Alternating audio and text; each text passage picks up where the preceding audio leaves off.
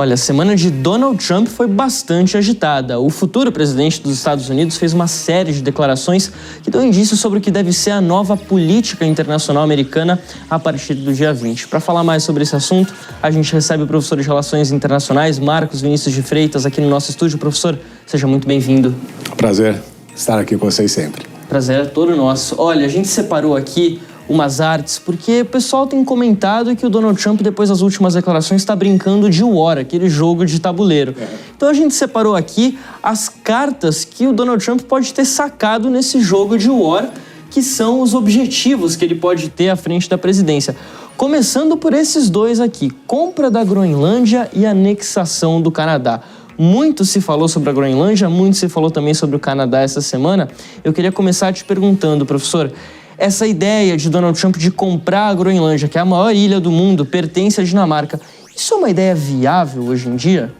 Olha, já foi aventado no passado, não é? Os Estados Unidos tiveram um crescimento territorial devido à compra do Alasca e da Louisiana. Sim. O Alasca da Rússia e a Louisiana da França. Então, não é um negócio fora do normal esse tipo de aquisição de território. Até mesmo acho que o Brasil fez alguma coisa nesse sentido. Mas não é ocorrente, né? Nós não temos observado isso, justamente porque, no caso da Groenlândia, você tem até mesmo da própria Groenlândia grupos que querem a independência da Groenlândia com relação à Dinamarca.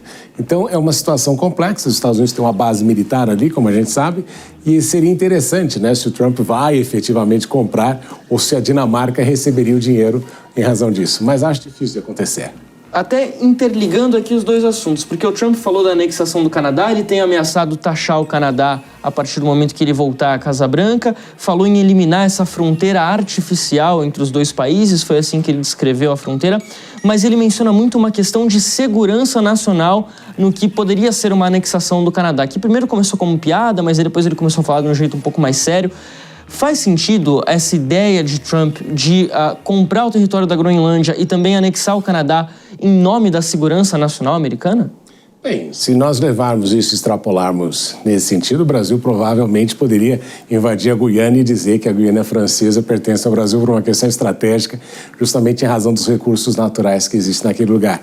Os argentinos estariam justificados com relação às Falklands nesse processo todo. Então, o argumento não faz nenhum sentido, particularmente depois de 1945, quando a gente diz que não existe expansão territorial baseada em guerra nesse processo todo, que é toda a condenação que a gente faz com relação à Ucrânia.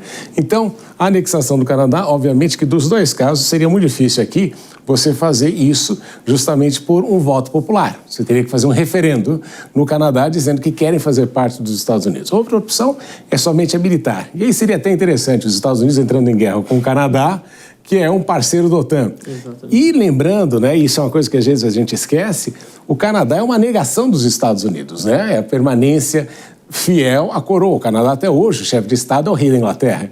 Então, esta é toda uma situação diferente. Mas, historicamente, os americanos sempre se referiram ao Canadá como 51º Estado, porque tem um país pouco populoso, mas uma quantidade enorme de recursos.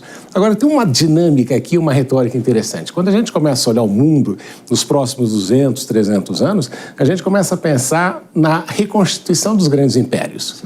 Você tem o Império Chinês, o Império Russo, o Império Turco-Otomano, quando você observa todas as ações do Erdogan nesses últimos anos, tem sido essa tentativa de restauração. E talvez Trump, se conseguisse ali alterar a Constituição norte-americana e se transformar no novo Putin, talvez ele pudesse fazer isso também. O grande império americano, a gente poderia dizer assim.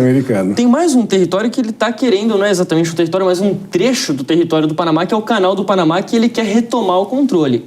Pertence ao Panamá desde 1999, né? Depois daquele acordo que foi feito lá com o Jimmy Carter ainda.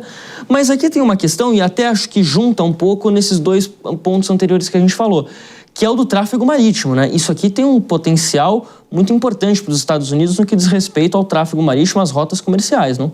Sim, os Estados Unidos estiveram aqui. É sempre importante relembrar que o canal foi feito pelos franceses inicialmente. A febre amarela foi o que tirou os franceses da competição e, efetivamente, os americanos terminam de construir o canal. Foi uma concessão, não é? Que interessante no Panamá, foi importante para o país que cresceu economicamente. Só que o grande problema é que isso aqui está em território panamenho, não faz nenhum sentido que aquilo pertencesse aos Estados Unidos. Então, o presidente Carter, que faleceu há pouco, que foi enterrado por esses dias, certamente fez este acordo justamente no sentido de querer aí acertar uma situação histórica de devolução da soberania do canal para o próprio Panamá.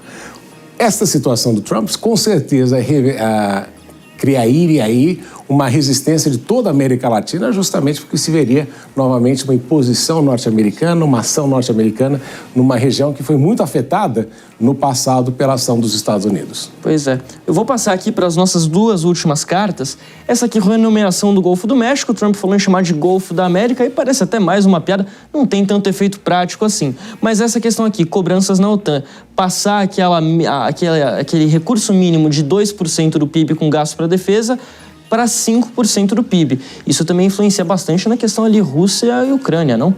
Veja, eu sempre comento o seguinte, Fabrício, você pode ter um Trump nesse segundo mandato, um estadista, ou seja, aquele que vai chegar e vai resolver rapidamente a questão da Ucrânia, e ele afirmou isso, que seria em um mês ele resolveria essa questão, ou nós teremos aí um presidente Trump mais voltado para o lado comercial. Se ele for para o lado comercial, faz sentido que a guerra continua, porque pense assim, se sobe para 5%, não é? Se você aumenta para 2,5% da contribuição do PIB, se nós pegarmos somente a União Europeia, nós estamos falando de um aumento um orçamento de mais ou menos 700 bilhões de euros em equipamentos militares. Esses equipamentos não serão comprados da China, nem da Rússia, nem de outro lugar, mas sim dos Estados Unidos. Então você junta a questão do petróleo, não é? Uma vez que a Rússia não fornece mais petróleo, que passa a vir dos Estados Unidos, que são o maior produtor mundial de petróleo atualmente, mais a questão da defesa, e facilmente os Estados Unidos, com essa historinha toda, conseguem arrecadar mais de $1 bilhão por ano, justamente uma contribuição importante, uma transferência de riqueza do continente europeu, da Europa, para os Estados Unidos, e é por essa razão que os europeus têm sido muito reticentes com relação a essa situação. Bom, a gente está vendo aqui por essas cartas do War que a gente vai ter 4 anos muito agitados de Donald Trump na presidência dos Estados Unidos, sem sombra de dúvidas. Agora, olhando aqui para esse jogo de tabuleiro, alguma desses objetivos é realizável de fato?